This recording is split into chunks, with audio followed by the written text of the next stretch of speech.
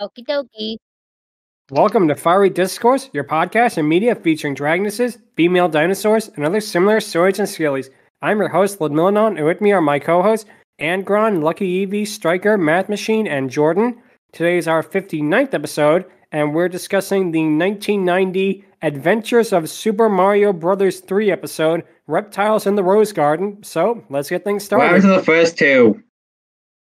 Oh, that was covered in the Super Show.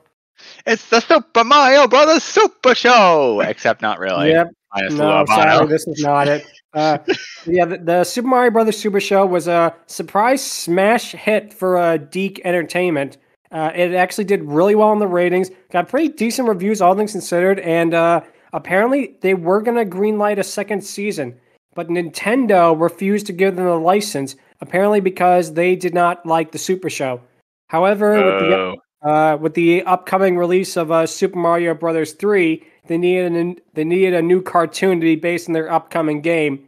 They went with Deke again, mostly because they were the cheapest studio that they could get. And the Super Show already had pretty shaky animation, but it was saved, I think, because of its fun stories, its pretty good voice acting, and Danny Wells and Captain Lou Albano as Luigi and Mario, respectively. Absolutely. And this show has really none of that, which really makes it the weakest of the three Mario cartoons. Because the entire voice cast, with the exception of Koopa and Toad's voice actors, did not return. Also, it doesn't help that some of the soundtrack that they used that came fresh out of freaking Captain and the Game Master. True, and that would come a little later, but yeah, you're absolutely right that what happened is Deke pretty much replaced the entire cast, and really I feel like with Super Mario Bros. 3, they were kind of boxed in with one single game compared to like Mario and Mario 2, where they pretty much pick and choose what parts from like Mario and Mario 2 that they put into their show. They really were limited to only one thing. But yeah, this is pretty much the forgotten installment of the Mario cartoons because it's not unironically cheesy fun like the Super Show. It's not too bad to be made fun of like the Super Mario World cartoon, which you will get to eventually. Don't you worry. We will get to that. But this is the one that is just forgotten. I think for a reason that it's not bad enough to be funny. I feel like they tried, but I don't know. Something really didn't click there. Honestly, you could say the same thing for Mario Bros. 3 for me, like the game, not just the show, because the game, it's not bad, but it's not my favorite. Yeah, I can kind of see where you're coming from with that. But the show, like the game before it, they introduced the Koopalings of the series, and they all had different names in the show compared to what they do in the games. For brevity's sake. Because back then, they had no names. Pretty much was... This is before they were given names. Yeah, before the canon names were even established. Right. Yeah. But for brevity's sake, we're going to just call Wendy, Koopa, and the rest of them, we're just going to call them by their names because saying the name Cootie Pie over and over again is really stupid. That is a really stupid name. Too. That is a very stupid name. They couldn't think of like any other name like Lizzie, Lizzie, Lizard, whatever, they had to not use that. They used the dumbest names they could. So it's a kid show, so of course they're going to do something stupid. I mean, one of them was literally named Cheatsy. True. Yeah. For the record, that wasn't a mispronunciation. It's not Cutie Pie. It is actually Cootie Pie. As in the cooties. Yes. But no offense to Top of the St. Germain, but I mean, we're gonna try our best to stick to the name, but I don't think we're really gonna hold any promises if we accidentally forget. Yep, that's definitely true. But yeah, let's the one thing right away that you notice with the show is that the Super Mario Bros. Super Show, of course, had the awesome Super Show rap. Super Mario World actually had a pretty catchy theme song that, ironically, is the best animated part of that show. Super Mario Bros. 3 has a very strange opening. it's so comically over the top with the narrator saying, the Mario brothers made their way back, but Koopa was not yet finished and stuff like that. And it really just, I get what they were going for, but it's just, I think because it's trying to equate this, big super serious animation with Mario, it doesn't really click. I feel like it's strange that this was the only Mario cartoon to not have a catchy theme song. Not understanding things. Wow, what a shock. Yeah, you were going to find out a lot more about that. But yeah, the most accurate part to the games happens with the title card because it's set over actual footage of the overworld of Super Mario Brothers 3. Like, it's literally just game footage of, like, the overworld of the game with, like, the Hammer Bro walking around and Mario is standing outside the level and the brief acapella. Hopefully Nintendo doesn't, get offended by that. But basically, that is the most accurate part to the game that this show has, is its title card, because the title card is actually from the game. Yeah. Also, I love otherwise Deke is that they actually use that and think, this is a smart, clever idea. We'll just literally take game footage and use that instead of paying someone to draw something. Exactly. I mean, cutting corners. There's a reason why the employees of Deke knew them as Do It Cheap. Wow. Yeah, that's accurate. That's accurate. Yeah, that checks out, honestly. Cutting corners, that's the dick way. Yep. But yeah, the episode begins with Bowser, who was called Koopa at the time, so we're going to call him that. It opens with Koopa's castle, so you see Wendy Koopa throw out a bunch of gifts she got for her birthday, and Deke, of course, had a lot of animation errors. If we try to talk about all of them, this episode will be 5 hours long. However, we will talk about a couple of them, some of the really, really notable ones. But before we go down that rabbit hole, however, if you were to do a drinking game of this sort of thing, you would have to go through 26 shots. 26 shots. And that is liable to get you freaking killed if you were to do a drinking game of all the animation errors in it.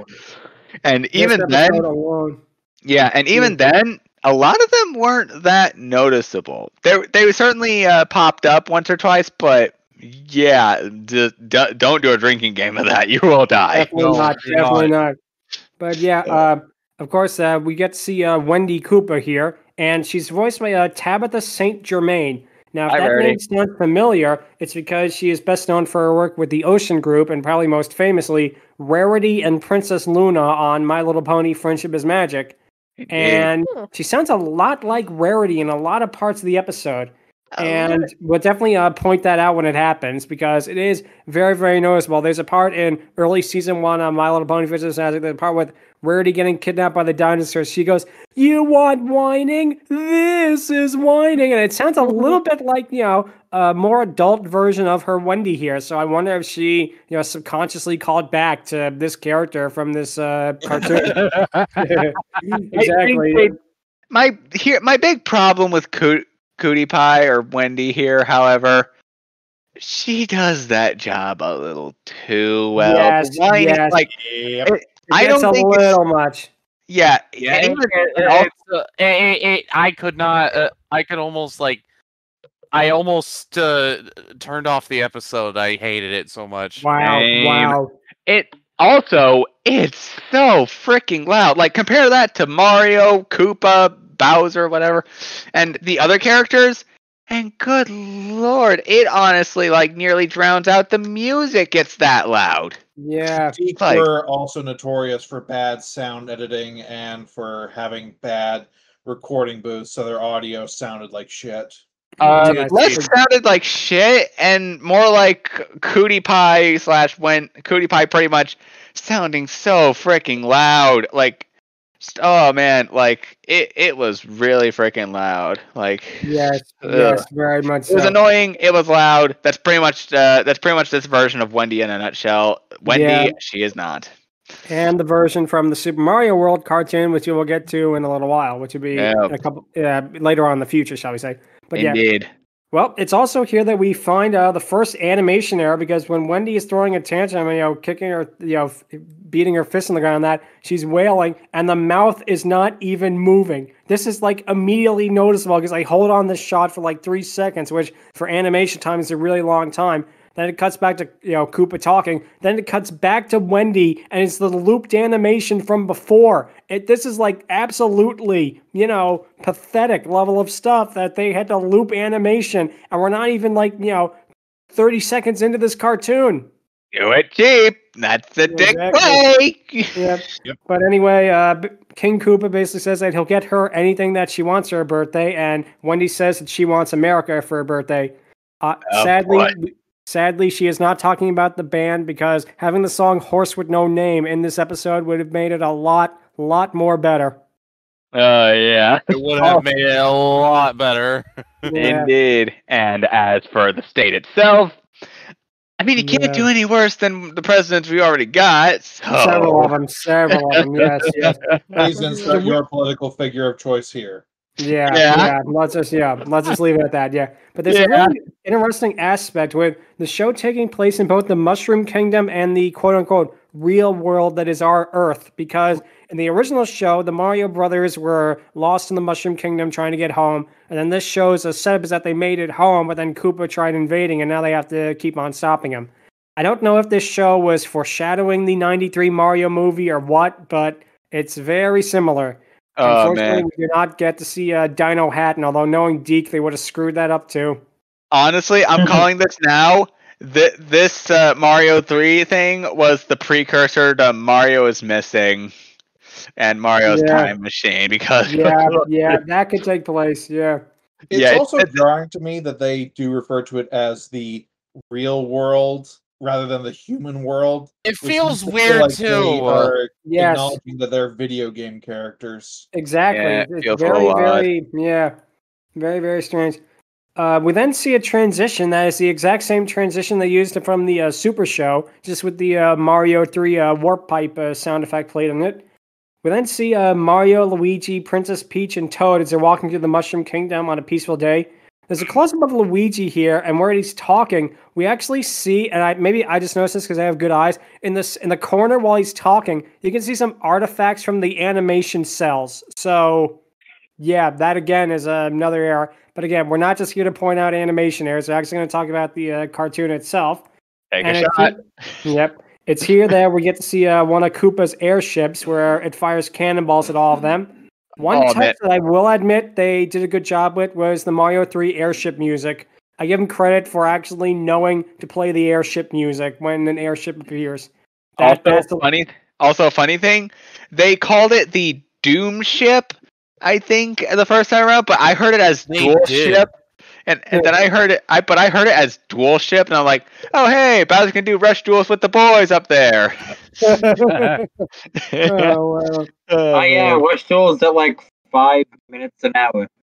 Yeah, exactly. Oh man. Still though, like Kaiba would probably approve. Who knows? He would absolutely wreck them though. Absolutely.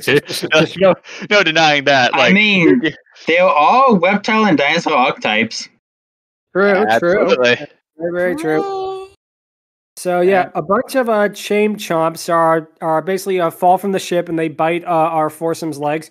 The chain chomps look weird because they look like, to me, evil Pac-Man, which they're like that very unusual depiction of how chain chomps look. I think because, again, I grew up after this time period, so I'm used to like the post-64 level of chain chomps where they all pretty much had a uniform design. These look weird, and Deke took some really weird things with the designs in a lot of places. Liberties. Have you ever seen Have you ever seen the nipper plants? What they do with those? They made it look like Gilbert Gottfried. Yeah. They really did. They gave it like squinty eyes. I look at it, it's Gilbert Gottfried. I'm a nipper plant, Mario. I'm gonna bite you. Gilbert. You would have made this show a billion times more better. You absolutely he would have been the saving grace. Exactly. But basically Koopa has the foursome placed into the dungeon while he invades the United States. And we get to see the airship hover over the White House, which to me reminded me of Independence Day. And whether this is better or worse than Independence Day, I could not say. But yeah. Wendy thinks the White House is a castle, which is a cute little idea they had that nothing really happens with. It's just like a throwaway line. You could have done something with that, but you didn't. Anyway, it's here. We actually get to see something that a lot of cartoons would not do because it definitely dates it. We get to actually see the president. And the president of the time is supposed to be George H.W. Bush, George W. Bush's father, who was also, president. But he was president while this show was made, but the design is only shown from the back, and it looks like a generic humanoid male. This, as I'm sure you know, is a very bad idea because this dates your show immediately. It does. Yeah. It's a shame, but it's unfortunate, Yeah, exactly. It could have made that work. It could be just generic stand-in figure as president. What particularly dates it is that they actually have Barbara Bush. Yeah, we will get to that. We are definitely going to get to that soon, but I think she was also voiced by Tabitha St. Germain as well. Really? Interesting. I did not know that. That's interesting. But what happens is Koopa has a pair of Sledge Brothers warp the White House away to a Koopa Castle. Wendy is now made leader, so I guess that means she also got rid of the designated survivor somehow. Oh, boy. And she claims that it is, quote, time for a meaner, crueler America. Insert joke here. Because, man. Yeah. Honestly, though, stuff. Again, she could do worse than the insert president here, but yes, she could do better, honestly. Yeah, once again, insert your own political figure of choice here. Yeah, absolutely. Yes, exactly. So Wendy's laws basically consist of her demanding toys that boys go on dates on her, and if not, they'll be turned to stone. Mario could just easily heal them with the Tanuki leaf, but whatever. And that the golden Fort Knox will be melted down to make charm bracelets. We actually get to see the latter happen with some Paragoombas doing it with the machine. And one thing I will give this show for, because it's not a lot, the Paragoombas are kind of adorable. They actually made them cute. Just with the Goomba design, but something about their little cherub smiles of that. They actually made him kind of cute. Yeah, also the necklaces look pretty cool, so at least she's got freaking taste in fashion. I'll say this, at least it's not the movie. Yeah, it's just that too. Not the movie designs. Right, yeah. So Koopa then does a pledge to Wendy, and he looks really off-model in this sequence. This is the most off-model I think he looks in this episode. Indeed. Though he's still a better dad. I'm just kidding. No, yeah. No, that's one thing I have to admit, that despite his faults, Koopa is a good dad, and so is Bowser in the games. At least before they kind of brush the Koopalings aside for Bowser Jr. But even Bowser he's Jr. still an excellent dad at Junior. Yeah, he is. Look at what he did with the Switch's parental controls. Oh my gosh! Yeah, absolutely. New headcanon. He couldn't take it with all them. He disowned them. Yeah, that is my headcanon now too. That is great. Wow. Oh gosh. I don't think that's wrong either. You could see why. You could see why he would do that. But yeah, Indeed. We then cut back to quote unquote, the Mushroom Kingdom, where the group sees the White House from their dungeon as the president is too busy talking on the phone, which is done with looped animation they played not more than 30 seconds ago to notice. And it turns out that the group are surrounded by Hammer, Boomerang, and Fire Bros. And it's here one thing I noticed that is very, very weird. The bros, not the Mario Bros, but the Hammer Bros, Fire Bros, and Boomerang Bros, are very, very small here. They come up to about Princess Peach's waist. In the games, they're about the same size as Mario, so I don't know, why they decided to make them tiny like that. I guess to save on animation cost or something. Yeah, definitely. More animation errors, probably. Yeah, again, it's here where we get the second of maybe 3 or 4 clever things this episode. How Peach gets him out of there. She tells a Fire Bro that a Boomerang Bro called him a wimp, which causes the Fire Bro to throw a fireball at the Boomerang Bro. They all start attacking each other with their various weapons, and the group get out of it by holding their chain chomps of the fireballs and boomerangs and cuts the chomps off the blocks, which, again, kind of clever. I admit, for a show like this, that was legitimately a decent enough way of getting him out there. This is also where Toad has his only line of the episode, and it's kind of muffled, so that's another reason why this episode isn't that good, because it has a very, very distinct lack of Toad. It was probably the best character in this version of the show. A single Toad line where his mouth doesn't even move. Yeah. That too. Yeah. Hashtag justice for Toad. Exactly. Yeah.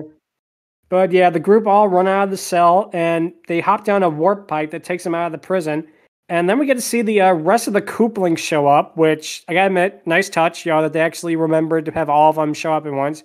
Koopa sarcastically remarks that Wendy has found a gift that suits her, and Morton sarcastically adds that brat gets a country and she's finally happy. And by the way, Morton's voice is weird. He sounds a little bit like, kind of like a British version of the Crypt Keeper from Tales from the Crypt. I think that's the best way I can describe his voice. Yeah, I think that's fairly accurate. I can see that. It's very odd. It's like, a lot of them are odd. And of course, even though she doesn't do the voice in this episode, another famous voice actress who voiced two of the Kooplings, Iggy and Lemmy, was Tara Strong, believe it or not. She was the voice of that, and that was one of her first big roles, I think, after the Hello Kitty, was the Mario shows. Interesting. Yep. That was actually one of her first roles. But what happens is Koopa then moves the White House underwater, and I will admit, I did kind of smile if this was an intentional thing. The White House is thrown underwater and nearly hits Big Bertha in a cameo, the giant Cheep that was chasing Mario in the game. That I have to admit, that actually made me smirk a little bit. That, okay, you actually remembered something from the games, And yeah, like Math said earlier, even though the president can be construed as just a generic male design, his wife shows up, and she's just a character of Barbara Bush, again, which instantly dates the episode and really makes it hard to watch, because kids watching this in the future are going to be like, well, I guess they wouldn't be, but it's like, they'd be, who's that old lady, That's, again, the problem that tying it down to one time period can really do. Indeed. Yep. So, Mario, now that he's out of there, he finds a frog suit in a treasure chest. Sadly, we do not get what should have happened, which is Toad dragging Mario to his Toad house to have to gamble for it. And then he swims underwater to save the White House. And it's here that we get to hear a song called Do the Frog. Now, the Super Mario Bros. Super Show had actual songs that were usually covers of them, or sometimes generic songs they couldn't get it. They were mostly pretty good. Part of the reason why it took so long for the Super Show to get released on the DVD was to clear all the music rights of the samples and that. So I think instead they just decided, screw it, let's do our own songs. There's one problem though, is that the songs are absolutely terrible, like most of the songs in the Super Mario World cartoon. Honestly, though, this song isn't as terrible as people think. I mean, it's not great. It's personally just middle of the road. Oh, I strongly disagree. Like, for as bad as the rest of this episode was, as soon as I heard this, I just mentally checked out. Yeah, same. Exactly. So it's here where we get probably the third redeeming thing in this episode. We get to see Blooper. Blooper is always adorable. Even in this kind of weird design where the eyes are a little too close together, I can't take away from how cute she is. I'm sorry, Blooper is the one Mario enemy, like when I see it, aside from Shy Guy, is like the other Mario enemy. When I see it, I'm always like, "Aw," and it's like I can't bring myself to hurt Blooper. No, it's like with the toys I had in my it's like the boss from Paper Mario games. 1000 Year Door. Yeah. So It's a pretty good version of how it is.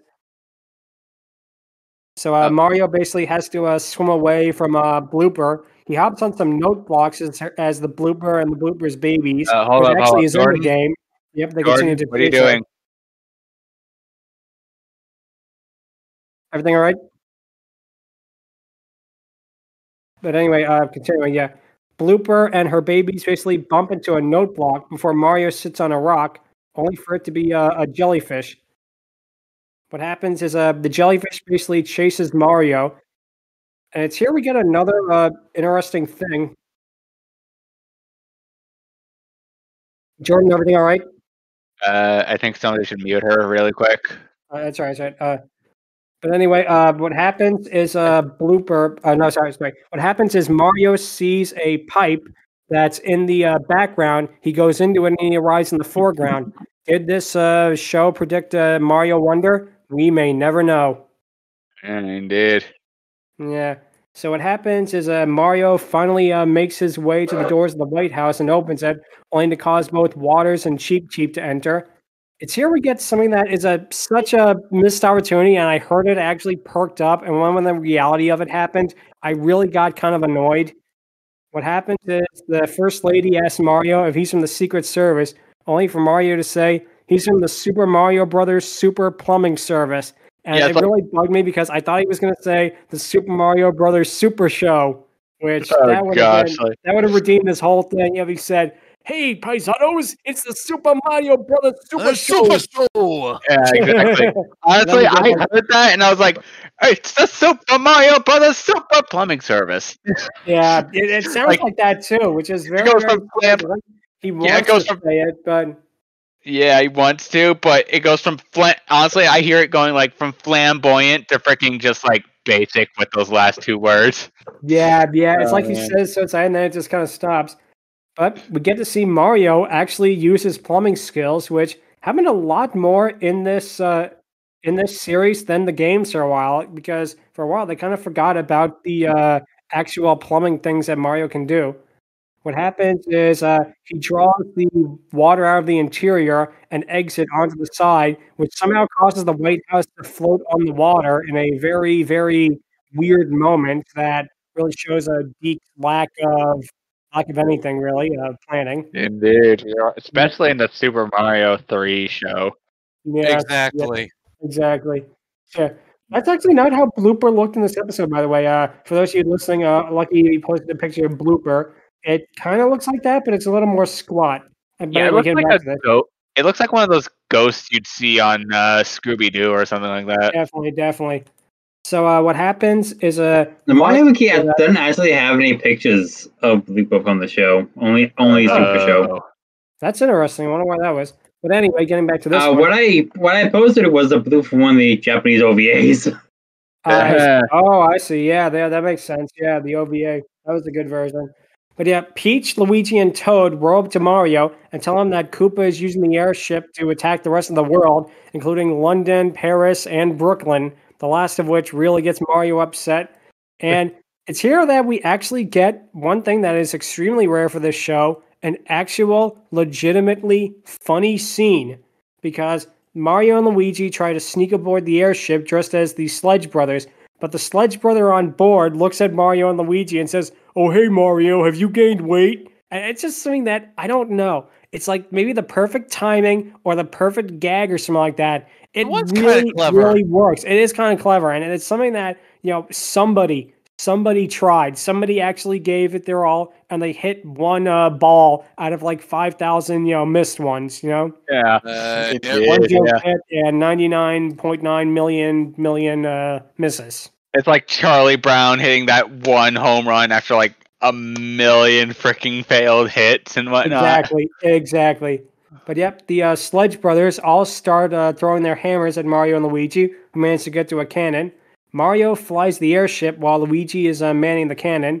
Mario attempts to warp the White House back to its original place, but ends up putting it on top of the Washington Monument. The First Lady does something really weird that reminded me of another game. She goes like, "Oh, Mario!" And it reminded me of the mini Marios from Mario vs. Donkey Kong. Oh, yeah. It's so weird. Yeah. It's weird, but it's awesome. It's a little weird. Yeah, that they would do that. But Mario then tries again, and he causes the White House to seemingly fall on top of Wendy. The reason I say seemingly is because even though the White House almost lands on her, she's now standing beside it in the very next shot. So, quality control there was not an issue. How to layer. Yes, exactly. Yeah, she either moved out of the way or got out of the bottom just in time. Yeah. Odd. Wendy then shakes her fist, and the animation is looped, and this is what it is. It's kind of a far shot. The lip syncing is so off during this moment. It is just so weird. Indeed. It's not like this is a Japanese cartoon where they were dubbing over it, so that's why the lips are Definitely. off. This is American. Yeah, definitely. I could see that. Sometimes expected a different line, yet they wrote it that way, I guess. Very, very unusual, yeah. Is bizarre. Very, Sometimes very French cartoons do that. Yep. But she throws another tantrum as Mario and Luigi warp her back to the Mushroom Kingdom. Mario and Luigi then crashes the airship onto Koopa's castle, and Wendy continues to whine as Koopa threatens to make her do her chores and that. And it's at this point where she really sounds like Rarity. Like, really, really sounds like it. It is so weird because she actually uses the Rarity voice for a few lines during this sequence, and it took me completely out of it. It's like, whoa, wait a minute. It's kind of like in the old Spyro game with the little scientist guys voiced by Tom Kenny, and he uses his SpongeBob voice, and it's like, whoa, wait a second. Yeah, it's pretty bizarre. As soon as I heard Wendy say, "Are you telling moi to do something?" Hi, Rarity. Oh, hey, Rarity, how's it going? Yeah, exactly. I know, right? Also, this is actually my favorite joke is when King Koopa basically just puts his foot down and gives her 16 years worth of discipline. I'm like, maybe that's showing my age, but to me that was like, oh hey, that's funny. Yeah, it's also doubling back to the freaking crashing the ship thing. Like before I heard Doom ship again, I made a joke that I was like, no, I play Rush Duels with the boys. Oh man. It's now a dual ship in my mind. Changed my mind. Yeah, I could definitely see that. So yeah, the episode ends, like you said, with Koopa basically bossing Wendy around, and Mario quips she got the present she deserves. Now that's not the thing that is very unusual about this ending. What's unusual about the ending is how it's depicted. It's all four of the characters standing with their backs toward the camera while Mario talks. This is the laziest, probably one of the most pathetic pieces of animation I've seen since, God, maybe Bamboo Bears. And that was animated in North Korea. What's your excuse, Deke? Yeah. I mean, there's Canada, but come on, man. Yeah. God. Yeah. This is also Deke's waning years, so the idea is that before you could say, oh, they were just cheap and lazy. Now it's they actually don't have the funds. Couple that with their already normal cheap and laziness, and woof. Yep. Indeed. And yeah, that's it for the actual episode portion of it. Nintendo really did not care about the Mario Western cartoons at all. They pretty much saw them as an obligation to promote their stuff, and they had zero input into this, which also would go back to haunt them for the 93 Mario movie, which is why then Nintendo put their foot down and now is the exact opposite with adaptations. If they were like that when this was made, we probably wouldn't have gotten it as weird as we did, which is kind of a double-edged sword because, yeah, this isn't good, but I give them credit. It's weird and it's somewhat original. Mm-hmm. Yep. More or less. Yep. We would, of course, get one more Mario cartoon, as we mentioned, the Super Mario World cartoon, which, if you haven't seen it, you've seen it. If you've been on YouTube anytime since, really 2005, you have seen the Super Mario World cartoon in some capacity. Indeed. Oh, man. I mean, honestly, I think Mama Luigi. You know, that's all you need to know about the Mario cartoon. It's Mama Luigi, too! Oh, man. Honestly, I think Mario World is better than Mario 3, but I don't think anything really topped the Super Mario Bros. Super Show. Easily. Like I say, the Super Mario World 3 it has really no redeeming factors at all. It really, really doesn't. It's not so bad it's good like Mario World. Mario World at least gave us Mario Luigi and Mama Luigi, sorry. It also gave us, it's a stone, Luigi. You didn't make it. It's a football. I chiseled it. It at least gave us stuff so weird like that. The Super Mario World cartoon gave us a line what Mario says in all seriousness. We'll use football to teach the cavemen organization and teamwork. There is nothing that fun in the Adventures of Super Mario World, the Adventures of Super Mario Brothers 3, rather. I would definitely recommend the other two cartoons over this one, and yeah, this is the worst of the three, because by far, it is really, really just not good at all. You know, it's there. It's just kind of there. It exists. Yeah, that is, like I say, it's not even you can't even laugh at it. It's just, it exists, you know, and that's the worst crime of all, because something that's so bad it's good, like the Mario World cartoon, will always be relevant some way or another, even if it's people laughing at it. To be just so boring that it's nothing like this is just, it's sad. It's sad. Best way that I can describe this show is that when you think of a stereotypical Deke cartoon, this is it. The horrible reputation that Deke has built over the decades. This is the kind of cartoon you think of when you think of Deke. Exactly. Indeed, yeah. Exactly. That is perfectly so. I also think of the terrible dub that they did for Sailor Moon, actually. Oh, right. The dick dub. Yes. Ouch. Yes. Oh, man. But now it is time for the question of the episode. After we talked about this pretty bad video game adaptation, what is your favorite video game adaptation? And right now, putting it on the table, no Pokemon, because that's too easy. Oh, that's the hard mode. Oh, yeah. boy. For my, I'm going to say one that's, it's kind of underrated in my opinion, and I know that a lot of people, you know, I'm actually going to give two of them. The first one is going to be the Animal Crossing anime, which is really just very sweet, and it captures the tone of the games really, really well, and it's a shame that it's not more well known, because it is an excellent, I think it's probably the perfect version of Animal Crossing that you could get in terms of an adaptation of it from the video game to an actual other type of production. But I think my all-time favorite of a video game adaptation is going to be the Pikmin shorts. That is just so amazing and so adorable. The way that they do it without any dialogue whatsoever, they just let the Pikmin do their own thing, and it really shows that whoever made that really has a love of the franchise and of the games as a whole. I feel like when they do a Pikmin movie, which is going to happen, knowing how well both the Sonic and Mario movies did at the box office, I feel like it can only work. It can only work if it is a feature-length version of these short films, because they are like the perfect addition to the Pikmin franchise and the Pikmin universe. They really, really are. Indeed. Oh, man. Yeah, those are going to be my picks. The Animal Crossing anime, and the Pikmin short films, both of which I feel really capture the essence of the game, and were definitely made from a place of love of both of them. And you could really tell that right from the start. Nice. Yeah, so Angron, what is going to be your pick for your favorite adaptation of a video game? In cartoon form, no less. I'm gonna have to say the Castlevania Netflix series.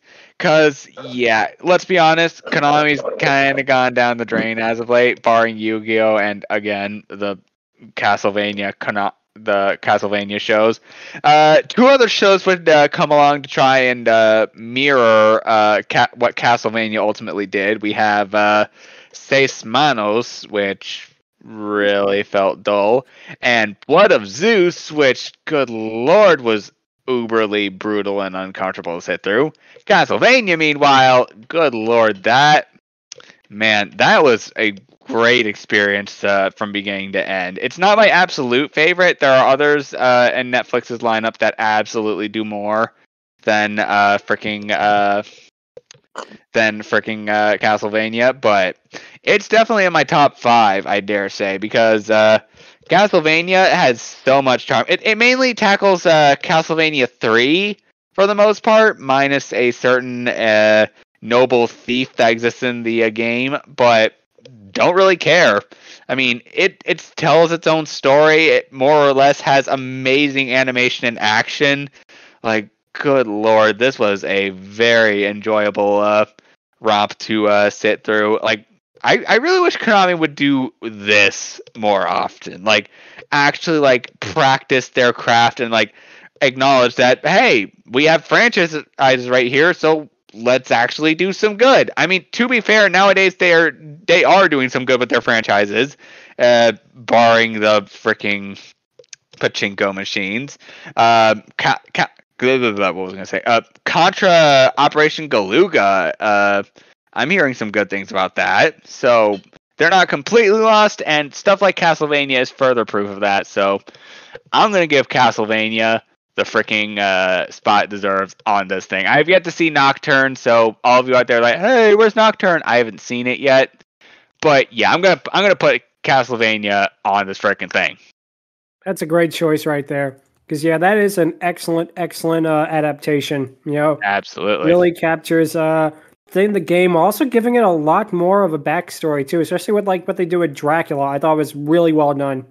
Indeed, yeah. So that's a very good one. Stryker, what would you have to say is your favorite adaptation of a video game in any form of media? I actually had one in mind at one point, but I completely forgot what it was. Oh. Okay, it's okay. I will, however, say, as some special mentions, as you mentioned the Pikmin shorts. I remember there were some shorts of Kid Icarus on 3DS at one point. Yeah. All right. Altana's Kitchen disaster. I have all three of those collections on 3DS. Nice. Shame that third one did not get finished. Yeah. That's a shame. I will also mention the first Danganronpa adaptation. Oh yeah, I remember that. It wasn't that great, but I wanted to give it a mention. Nice. But I think I'll have to go with the Pokemon manga, actually. We're talking about cartoons here. No, not cartoons. Anything can work. Yeah, that can work. The manga's definitely a different beast than the anime, so I can see that. Because, like, in the original Japanese version, it's a little more mature than the video game. Wait, no, I just realized I should not have. I already broke the hard mode challenge. No, it's all good. It's all good. Yeah, you did. The hard mode challenge was for the anime, so this so that's good. The manga counts. Okay. Well, then, never mind. Anyway, yeah, like it's an entirely different beast than the anime. Like, it actually is a little more mature in some parts. A little nothing. Indeed, yeah. Like legit death happens. Oh yeah. Like Pokemon actually kill each other in the manga. Yeah, and people, I believe. And the infamous zombie Pokemon scene. And the Elite Four are evil. Yeah, Elite Four are kind of dicks. Some of them even work for Team Rocket. Hi, Koga. Yeah. I mean, that was really only for the Kanto Oak. Like, everyone gets better in terms of not being a part of Team Rocket. Yeah. Well, oh, man. I guess I'm going with the Pokemon manga since even though I only have the Electric Tail of Pikachu, I actually like the main manga series more. Actually, now that we're talking about those kinds of things, I'm kind of going to change my answer from Castlevania to the freaking Legend of Zelda manga. Because, man, Castlevania absolutely did it in media form, Zelda did it in manga form, and it did it great. Original characters giving Link a voice, all of it. Which I actually have. I don't have Twilight Princess yet, but I have still need to. all of that. It's so good. I have almost the complete set of the Twilight Princess one. That's actually my favorite of the Zelda games, Twilight Princess. Nice. I know I'll like the Twilight Princess manga. I even have the Hyrule Historia, which has the manga thing at the end. Nice. By Kira Himakawa themselves. Which I actually have the Hyrule Historia. Same. We should kiss. Oh God. Oh wow. Knock him out of nowhere. I don't. Spontaneity. It's the spice of life. Definitely. Oh dear God. Anyways, who's that's next? a good choice. Let's go with Math. What would you have to say? This is technically based on a manga, but the manga itself is based on the video game series. Oh yeah. The 2020 version of Dragon Quest: Adventures of Dai. Oh, interesting.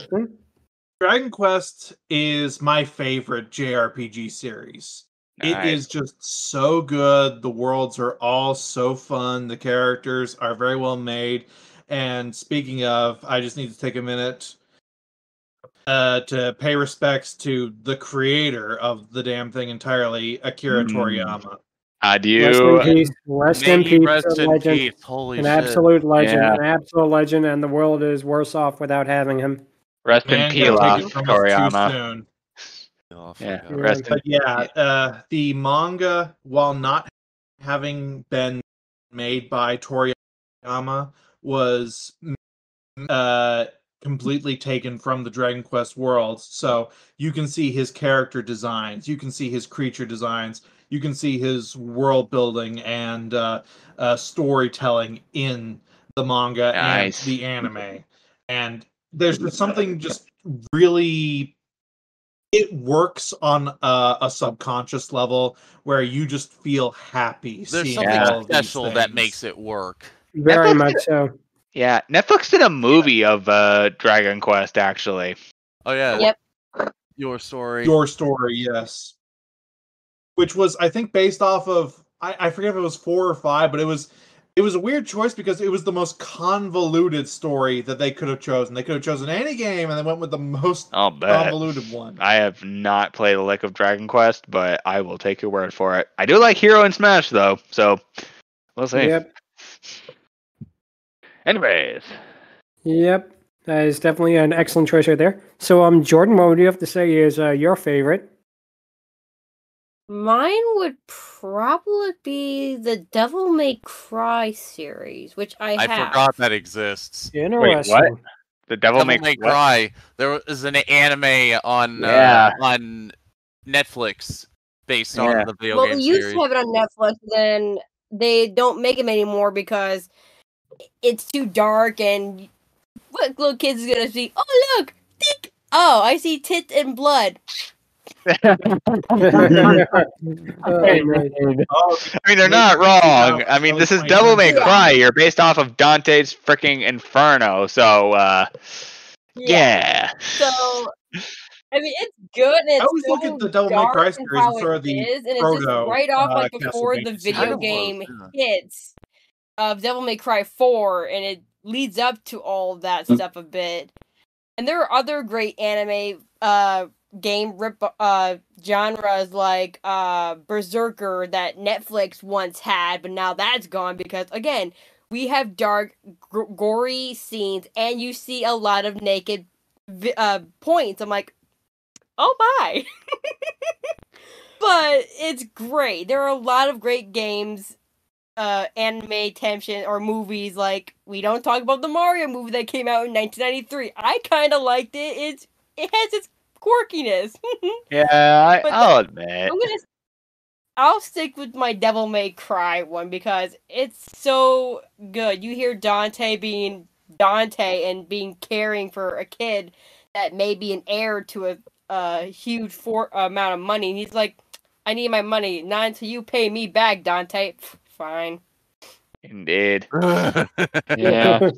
Nice. Honestly, Dante is one of those characters that absolutely underwent a very interesting transformation from being the serious to being a full-on fucking goofball.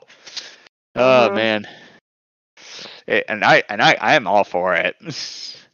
Like, just Devil May Cry 5, him doing the Michael Jackson is honestly... Yes. That was amazing. Yeah, exactly. You've been struck by a fucking smooth criminal, baby. Yes. Yeah. Anyways, Lucky. I'm also bending the rules. Oh boy. Pokemon evolutions, generations, Paldean winds, and Twilight Wings. Counts. That counts. Yep. We'll allow it. I guess. Oh, actually, I actually need to finish up Paldean Winds. I only watched the first episode. Yeah, Paldean Winds is good. It has Zaya Washington, which I believe is a relative of freaking Denzel Washington. Yeah, if you're out there, you know who you are. Yeah, voicing Rhyme, the in my opinion, the legit best Paldean gym leader. I love her. Oh, absolutely. Ebony got a bit going on for her, and her. This is coming from a guy who absolutely hates rap as a genre. Yes. I mean, I don't hate rap. Like I hate rap, but I love Rhyme as a character. Dang. Well, okay. I don't hate rap, but absolutely, Rhyme is my favorite gym leader, hands down, in that region. Oh man. Yep. Right. That is definitely a great choice right there, I gotta say. Mm-hmm. But yep, now it is time for the patent pending Dragoness Scale. We're gonna rank Wendy O. Koopa, aka Cootie Pie, and I hate saying that name so much. Then stop saying it. This is gonna be interesting because this is not the last time we're gonna be talking about her. So is this really gonna be based on this episode in particular? I'm gonna give her a probably higher than she deserves, a 5 out of 10. The reason I'm giving that is mostly they got the design right, and Tabitha St. Germain does do a decent job despite everything. But yeah, like you said, the voice, the carrot, the whininess, it really gets grating. Like we should really be glad that this is a 11-minute cartoon and not anything longer, because it would get very annoying if this was 22 minutes of her just making a lot of noise in that. But with that being said, the design still is good. It's a good adaptation of what was really just a sprite in a video game, believe it or not, considering they just had the one sprite of Wendy from Mario 3 to go on. This was a pretty good adaptation of how they did it. And again, Tabitha is a good voice actress, and she did what was needed, basically. That's probably why I'm giving her this high of a score. It's probably higher than she deserves. Realistically, it's probably a little bit lower, maybe 1 or even 2 notches lower. But yeah, that's what I'm going to go with, a 5 out of 10 for Wendy. In this version, rather. Not the game version. We will get to the game version someday. But for now, the version from the Super Mario Bros. 3 cartoon gets a 5 out of 10 for me. Angron? I am going to do a 4 out of 10 because, I agree with the positives. Tabitha St. Germain, her design's on point. But just throughout the show, she did not leave a good impression. They do too good a job at making her a very much spoiled little shit. And, I do like her performance sometimes, but here, it's not just that. It's just not great. If they had ultimately dialed it back a little bit, I would have been more forgiving, but hearing it and seeing it, it is not great. Not great at all. Yeah, I definitely see where you're going from. Yeah, it's not as bad as it could be, but yeah, she's getting no higher than a 4 out of 10, which is honestly still generous, but yeah, anyways. I definitely see it. Stryker, what would be your ranking? It's hard. I'm only saying one thing positive, and that's it's Tabitha St. Germain playing her. I'm gonna give the character a fucking 2.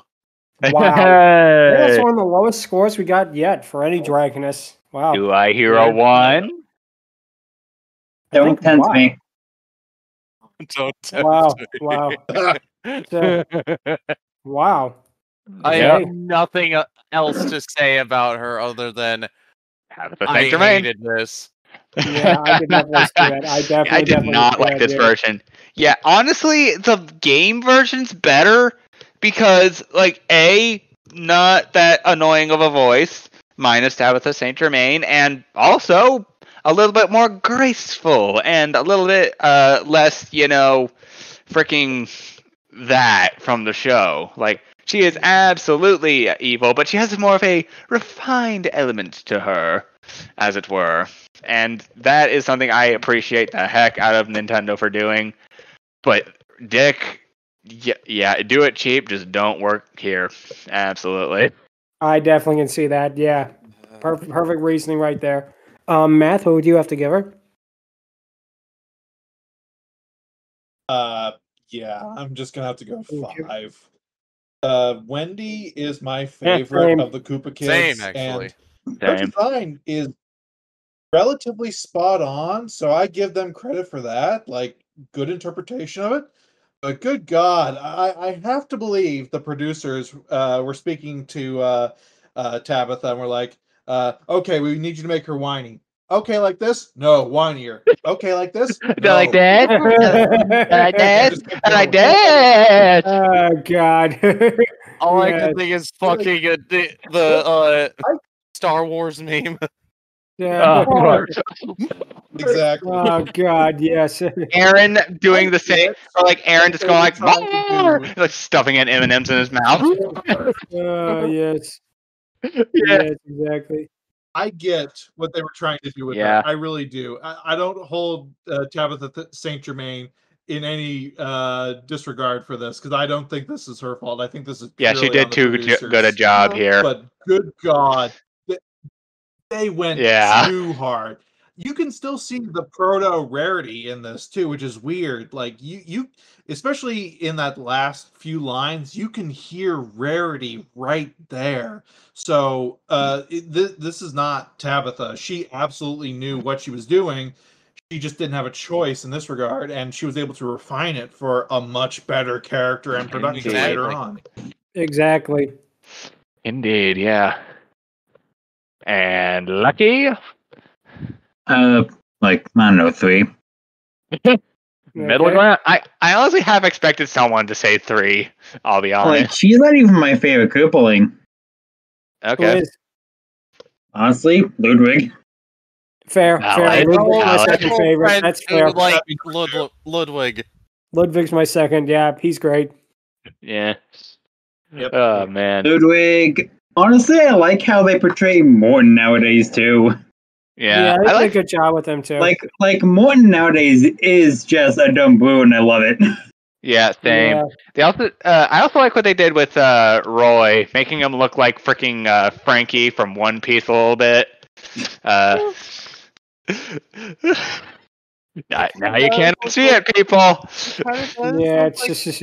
Yeah, I think my favorite Koopalings are Ludwig and Morton at this point. Nice. Yeah. So, Jordan, what would you give her? I mean, her other forms, if we're going to get into that someday, are great. I think with this one, 5.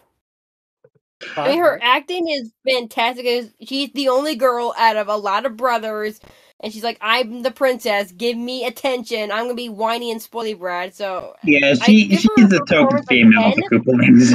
Yeah. But her design on this one is just a 5 straight out. Yeah, flat. I can go see that. Yeah. Oh, wow, yeah, this is the lowest score I think a Dragoness has had, like pretty much uniformly 5 or below, I think, since the last time we did a Mario thing with Mario, the movie, the 93 movie, rather. Yep. We'll have to see if the Super Mario World cartoon breaks the streak. But that's going to be it for this one. If you have any questions... probably won't. Yep, we'll have to see about that. But if you have any questions, or if you want to pitch us a crossover between Wendy, Koopa, and Rarity, you can email us at FieryDiscourse@outlook.com, or visit us on Twitter at twitter.com/FieryDiscourse. Next time, we continue with Tabitha St. Germain in a way, because we are going to be discussing the 2019 My Little Pony Friendship is Magic episode, Sweet and Smoky. This is from the final season of the show, with a Smolder in it, as well as the return of Ember, and it'll be a lot of fun to talk about this one. Yeah, this will be interesting. Yeah. Oh man, this might be an excuse to go and rewatch that episode again. Possibly. It definitely anyway. will be. It's an all-time classic, that's for sure. But yep, that's going to be it for this week. And until then, thank you guys so much for listening, and take care. Later. Bye. Adios. Peace out.